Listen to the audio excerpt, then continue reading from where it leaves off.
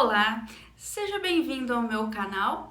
No vídeo de hoje eu continuo falando sobre a abordagem do ceticismo feita pelo filósofo Ernest Sosa, um dos fundadores da epistemologia da virtude como uma das principais correntes epistemológicas contemporâneas.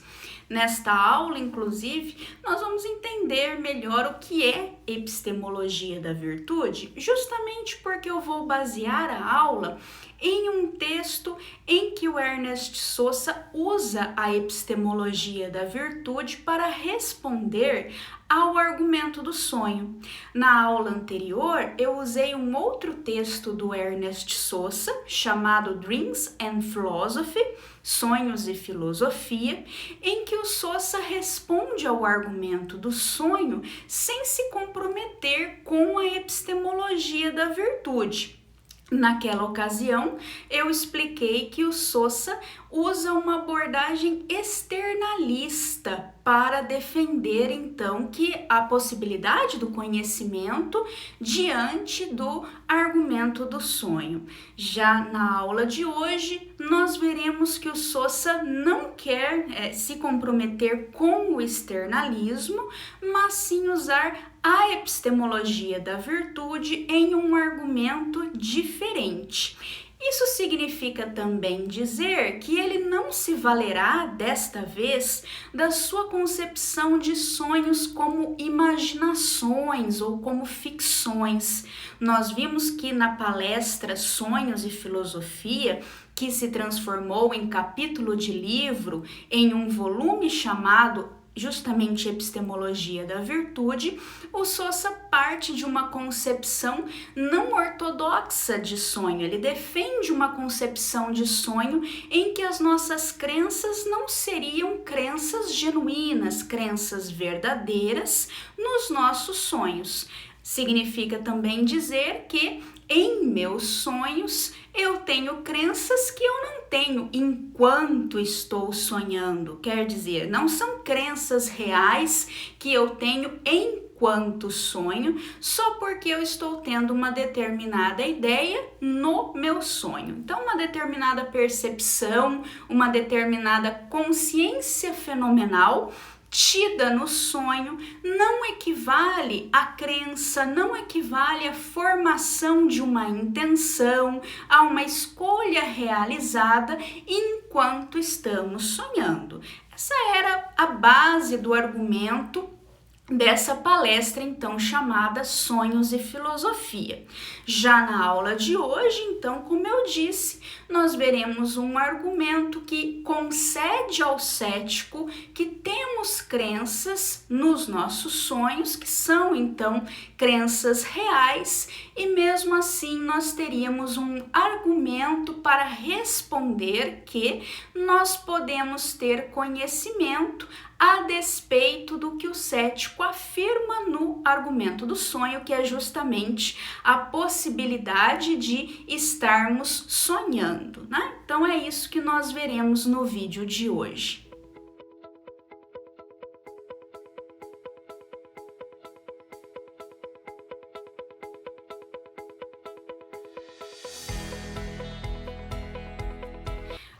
Coisa que nós precisamos, então, para compreender este texto do Ernest Sosa, cuja referência eu vou colocar na descrição desse vídeo, é um conceito muito fundamental, o conceito nuclear da epistemologia da virtude, que nos diz que o conhecimento é uma realização.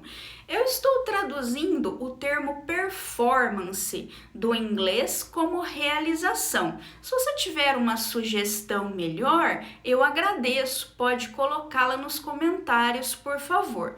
Por enquanto, vamos ficar então com realização. Sempre que eu disser realização, você entenda então que é a tradução do termo performance. Eu achei melhor do que traduzir por ação ou por prática, porque se fosse isso que o autor quisesse dizer, ele teria outros termos da língua inglesa para utilizar, né? Então, por enquanto, o melhor que eu pude pensar aí é realização. Agradeço uma ajuda com isso, se você tiver uma ideia melhor para essa tradução.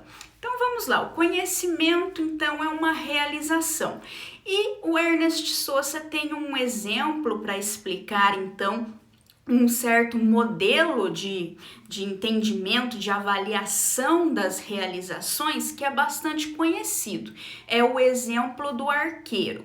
Então vamos imaginar que você seja um arqueiro, agora nós estamos em época de Olimpíadas, não é? Então você está lá numa competição e, em primeiro lugar, o primeiro tipo de avaliação que nós faremos da sua performance ou realização, né, do que você fará efetivamente naquele momento, é se você acertou ou não acertou o alvo. Então esse é o primeiro ponto. Todas as realizações podem ser avaliadas quanto à sua precisão, quanto ao fato de terem sido ou não bem-sucedidas na realização justamente do seu objetivo, do fim que era visado, mesmo que esse fim não fosse conscientemente visado. Esse também é um ponto, né, que o exemplo do arqueiro não capta, porque naturalmente o arqueiro tem um fim intencional, mas o Sosa tem um conceito mais amplo de realização, em que conta até um batimento cardíaco, por exemplo, como uma performance, porque tem que realizar alguma coisa, né? Mas essa realização, então, não precisa ser intencionalmente buscada. O que importa é que é aquilo que tem que ser feito nesta atividade. E nós sempre podemos então avaliar essas realizações quanto a esse fim ter sido alcançado ou não ter sido alcançado. Então é uma estrutura tríplice de avaliação, são 3 aspectos e o primeiro aspecto é justamente o sucesso, a precisão. O segundo aspecto é a competência. A competência é uma disposição que o agente tem que faz com que normalmente, né, em circunstâncias normais, seja mais provável que ele seja bem-sucedido. Por exemplo, eu nunca segurei um arco na minha vida, nem cheguei perto de um arco desses que usam nos Jogos Olímpicos, eu acho que eu nunca nem vi de perto. Então imagine se você me desse uma coisa dessas e me mandasse lá para as Olimpíadas. Não teria a menor probabilidade de eu conseguir fazer com que uma flecha chegasse perto do alvo.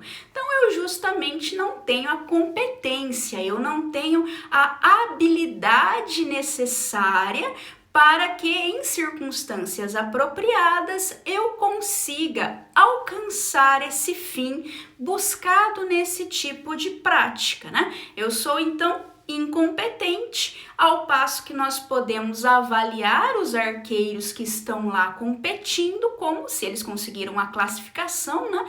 Todos eles são arqueiros competentes.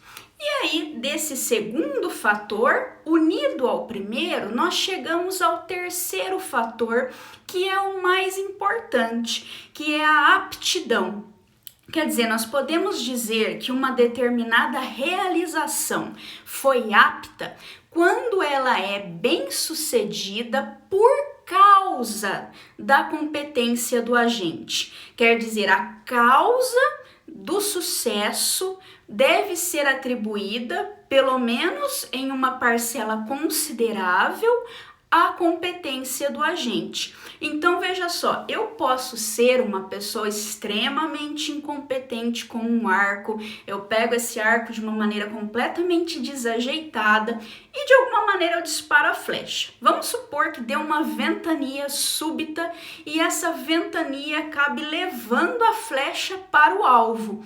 Significa que a minha realização foi precisa, foi bem sucedida. Talvez eu até chegue mais perto da marca do que qualquer agente competente.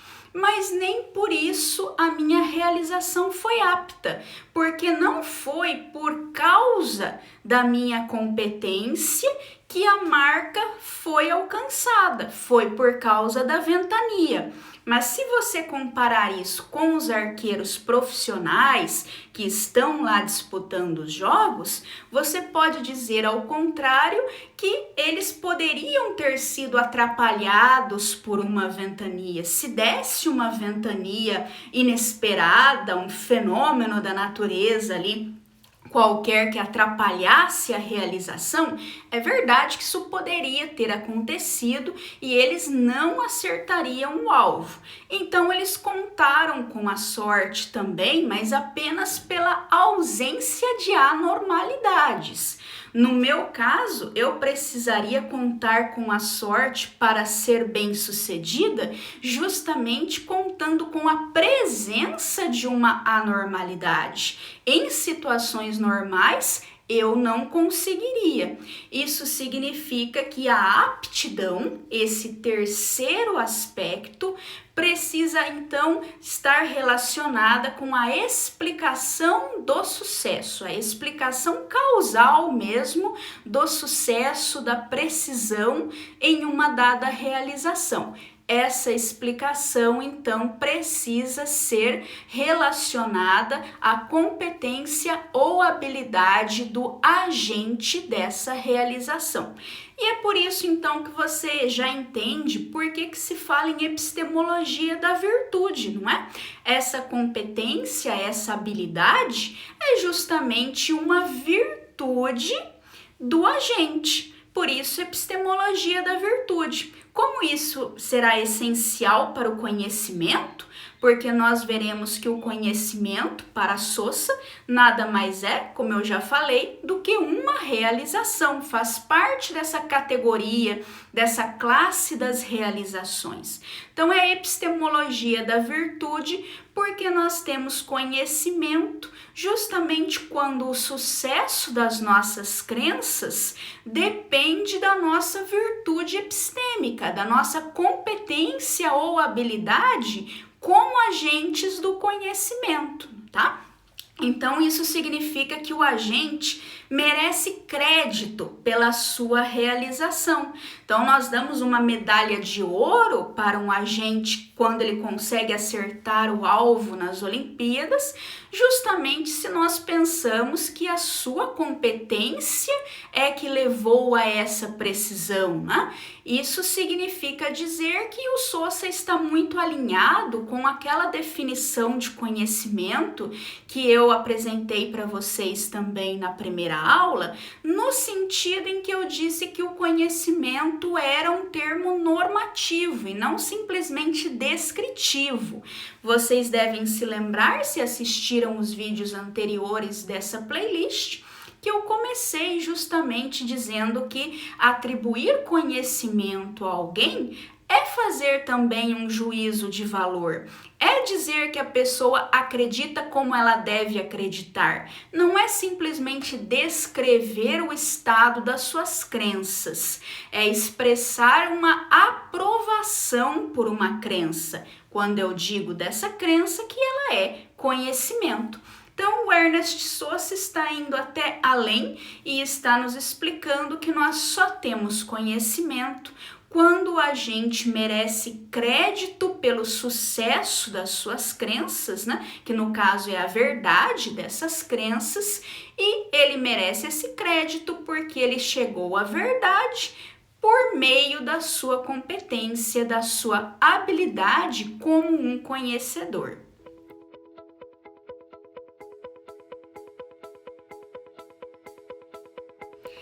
Essa noção de conhecimento como uma crença que é apta, ou seja, verdadeira, graças à competência do agente, nos ajuda a entender também como Ernest Sousa pretende resolver os famosos problemas Gettier. Nesta playlist eu não tenho uma aula sobre problemas Gettier, ela está em outra playlist desse canal, eu vou colocar o link para este vídeo aqui, mas você também já pode ter assistido porque eu coloquei o link também em em aulas anteriores dessa playlist. Então eu recomendo que você assista essa aula sobre problemas Gettier aqui do canal, porque o que o Gettier queria mostrar era justamente que as nossas crenças podem ser verdadeiras por sorte, mas elas também podem ser justificadas por sorte. Nós sempre concedemos, então, que o conhecimento não pode ser uma questão de sorte, de ter uma crença que é verdadeira porque um acidente, né, como aquele vento que levou a minha flecha para o alvo, um acidente fez com que eu acabasse acreditando na verdade. Eu acredito em qualquer coisa e acontece, né, que a minha crença, hora ou outra, acaba sendo verdadeira. Conhecimento não pode ser assim. Normalmente, então, na tradição da epistemologia, nós acrescentamos que o conhecimento, além de ser uma crença verdadeira, precisa ser uma crença justificada. E por algum tempo nós imaginamos que isso resolvia todo o problema, bastava definir o conhecimento como crença verdadeira e justificada. Mas aí apareceu o Gettier, eu não vou explicar todo o argumento aqui de novo, senão esse vídeo vai ficar imenso, né? Por isso o link para aquele outro vídeo, mas aparece o Gettier e diz que a nossa crença pode não apenas ser verdadeira por acidente, por sorte, como também ser justificada por acidente, por sorte. E aí parece que nós temos que rever todo o nosso conceito de conhecimento. Vários filósofos então tentaram resolver os problemas Gettier. A saída do Ernest Sosa é justamente via conceito de conhecimento como crença apta, porque se a sua crença é apta por definição, ela não é verdadeira por sorte, ela é verdadeira em virtude da sua competência epistêmica. E isso então significaria que a epistemologia da virtude teria como dar um diagnóstico correto para os exemplos pensados por Gettier. Quer dizer, essa epistemologia teria como dizer que aqueles casos realmente não são casos de conhecimento. E o problema que nós tínhamos com as epistemologias tradicionais, que definem conhecimento apenas como crença verdadeira justificada, é que essas epistemologias teriam que dizer que os exemplos de Gettier contam sim como conhecimento. Elas chegariam a um falso positivo, um diagnóstico falso positivo. E esse então seria o problema com essas epistemologias, porque intuitivamente nós perceberíamos que os casos de Gettier, na verdade, não são conhecimento. E aí nós temos então a epistemologia da virtude nos municiando com esse conceito para que nós possamos chegar a um diagnóstico correto, um diagnóstico alinhado com as nossas intuições, negando então que os sujeitos dos exemplos de Gettier tenham conhecimento.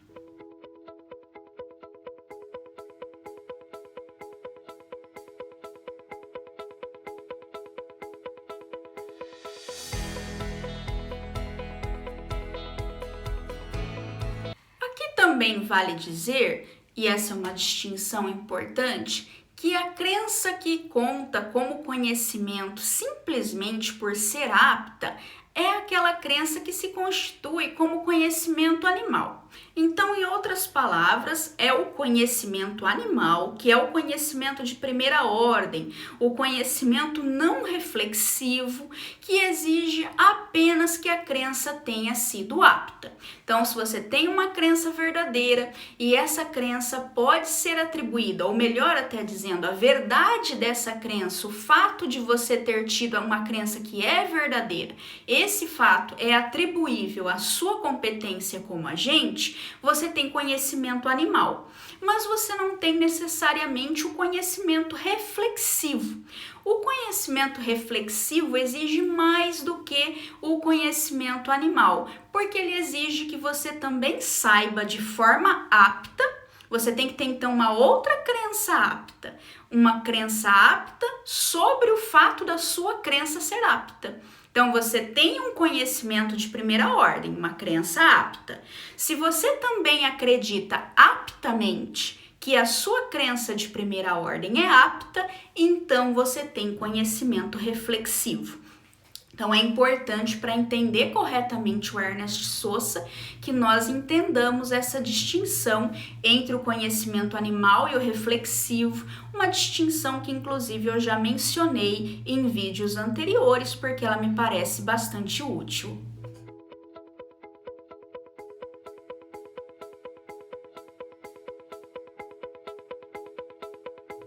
Agora, para que nós consigamos relacionar essa argumentação do Ernest Sosa com a sua resposta ao argumento dos sonhos, esse argumento que diz que nós não sabemos se temos ou não conhecimento, já que nós poderíamos estar dormindo agora, acreditando que estamos no estado de vigília, nós precisamos de ainda outra distinção. A distinção, então, entre crenças aptas e crenças seguras. Porque, segundo Ernest Sosa, o argumento do sonho faz com que as nossas crenças não sejam seguras no estado de vigília, mas não que elas não sejam aptas no estado de vigília.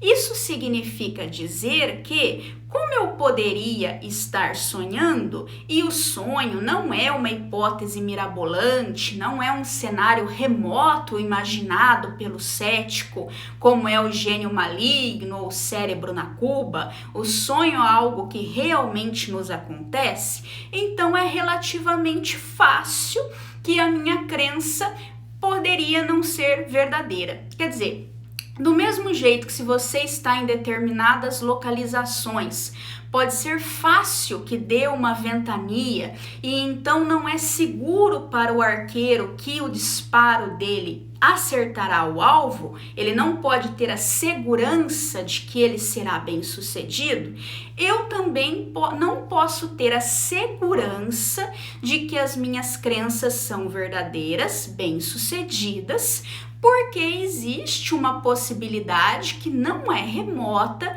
de que eu esteja sonhando. A segurança é essa probabilidade de que eu não erre. Isso depende da minha competência, isso depende das condições em que eu me encontro.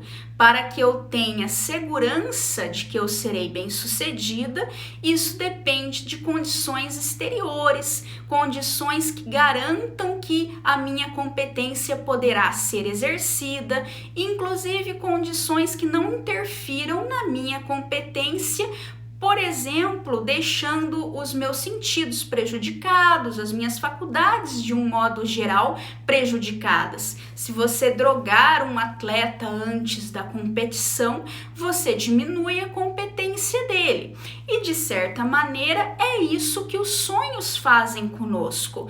Os sonhos nos dão condições ruins para que nós possamos realizar as nossas crenças. Então, o sonho, ele nos dá uma experiência fragmentada, o sonho nos dá uma experiência toda incoerente e ele também afeta o fato de estarmos dormindo, na verdade, afeta as nossas faculdades mentais de tal maneira que nem sempre conseguimos perceber essa fragmentação, essa incoerência na nossa experiência, não é? Então, por causa da possibilidade de estarmos sonhando, nós não podemos estar seguros, mesmo no estado de vigília, de que as nossas crenças serão bem-sucedidas. Mas isso não significa que no estado de vigília as nossas crenças não sejam aptas, não é? Isso significa que quando eu estou sonhando, as minhas crenças, mesmo que sejam verdadeiras, são crenças inaptas, porque a minha competência como agente do conhecimento foi prejudicada. As minhas condições, as condições da minha experiência estão prejudicadas. Então não tem como você atribuir à minha competência no sonho a verdade das crenças que eu posso ter. Eu posso ter crenças verdadeiras nos meus sonhos, mas essas crenças, a verdade delas, não pode ser atribuída à minha competência enquanto eu estiver dormindo. Então eu não tenho crenças aptas no meu sonho. Mas isso não significa que se eu estiver acordada, eu não terei crenças aptas também. Porque se eu estou acordada, eu estou exercendo a minha competência em circunstâncias normais. Isso significa que a verdade das minhas crenças pode ser atribuída à minha competência, mesmo que a possibilidade de eu estar sonhando torne as minhas crenças inseguras. Então é esse o argumento que eu espero estar conseguindo explicar para vocês. Essa diferença entre crenças aptas e crenças seguras. E o fato de que esses dois conceitos não se implicam mutuamente. Você pode ter crenças aptas que são inseguras. E você pode até ter crenças seguras que não são aptas, que são inaptas, né? Um experimento de pensamento explica isso, nos devolvendo ao exemplo do arqueiro. Imagine que eu, que sou super incompetente, estou lá com o meu arco disparando flecha para todo lado. Eu acho que a maioria das flechas cairiam logo nos meus pés, Mas vamos supor que alguma fosse um pouquinho longe. Poderia existir um anjo da guarda ali com uma máquina do vento e esse anjo, então, toda vez que eu disparasse o arco, disparasse a flecha, ele levaria a flecha para o alvo. E isso de forma garantida, o meu anjo nunca sai do meu lado. Então isso significa que a minha realização seria segura, mas ela não seria apta. Apesar da segurança de que eu sempre acertaria, não seria por causa da minha competência que eu estaria acertando. Por isso que eu estou insistindo nesse ponto. Crença pode ser segura, sendo inapta. Uma crença, então, pode ser apta e não ser segura. E o Ernest Sosa está dizendo, para o conhecimento animal, o que importa é a aptidão, não é a segurança das crenças. O argumento do sonho, por sua vez, ameaça a segurança das crenças no estado de vigília, mas não a sua aptidão. Ele tira a aptidão, ele mostra, melhor dizendo, que uma crença não é apta nos sonhos, mas não que a crença não seja apta no estado de vigília por causa da mera possibilidade do sonho. Se eu não estou sonhando, eu posso ter uma crença apta, uma crença que apenas não será segura em virtude da possibilidade de eu estar sonhando. Mas eu repito, o Ernest Sosa está dizendo que o conhecimento, como qualquer realização, não requer a segurança, requer sim a aptidão. Então é por esse motivo que ele acredita que a epistemologia da virtude tem uma boa resposta para o argumento do sonho, um argumento do grupo do ceticismo cartesiano.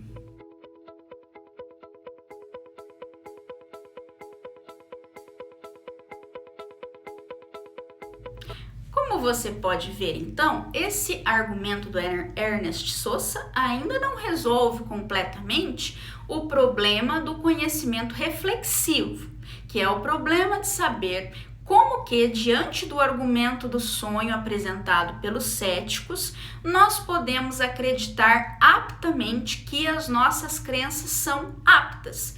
Mas ele resolve o problema do conhecimento animal simplesmente explicando que a nossa crença pode ser apta independentemente da possibilidade de estarmos sonhando. Como é que nós vamos saber que a nossa crença está sendo apta? Aí é o problema justamente do conhecimento reflexivo, não é o problema do conhecimento animal. Espero que isso tenha ficado claro para vocês, Se não ficou tão claro, pelo menos eu vou divulgar aqui as minhas notas sobre esse texto do Sosa. Elas estão disponíveis no meu gráfico público no Rowan Research. Pelo menos ainda nesse semestre eu vou usar o Rowan Research para essa finalidade, né? No próximo semestre eu pretendo desativar esse gráfico e passar a encontrar alguma outra solução, talvez o Obsidian Publish, talvez o próprio Logseq, para eu conseguir divulgar publicamente essas notas que acompanham esse tipo de vídeo. Mas por enquanto essas notas, né, neste semestre ainda, até dezembro deste ano, as notas deste ano de 2021, caso você esteja vendo isso lá no futuro, né? Então, nesse ano de 2021, você ainda pode acessar o meu gráfico público no Rowan Research e encontrar lá o roteiro da aula de hoje. Basta que você acesse o tópico Teoria do Conhecimento e então você já encontrará facilmente o título desta aula. Clique no título da aula e você verá o roteiro. Talvez isso ajude a deixar esses pontos que eu expliquei mais claros. E, naturalmente, né, o ideal seria realizar a leitura do texto original do Ernest Sosa, que, sem dúvida nenhuma, é um dos filósofos mais importantes da epistemologia contemporânea. Por isso, na descrição do vídeo está também a referência desse texto. Eu não conheço tradução para o português dessa obra do Sosa. Se você conhecer, se puder disponibilizar nos comentários, eu fico muito grata também. Então, por hoje seria isso. Obrigada pela atenção de vocês e até a próxima!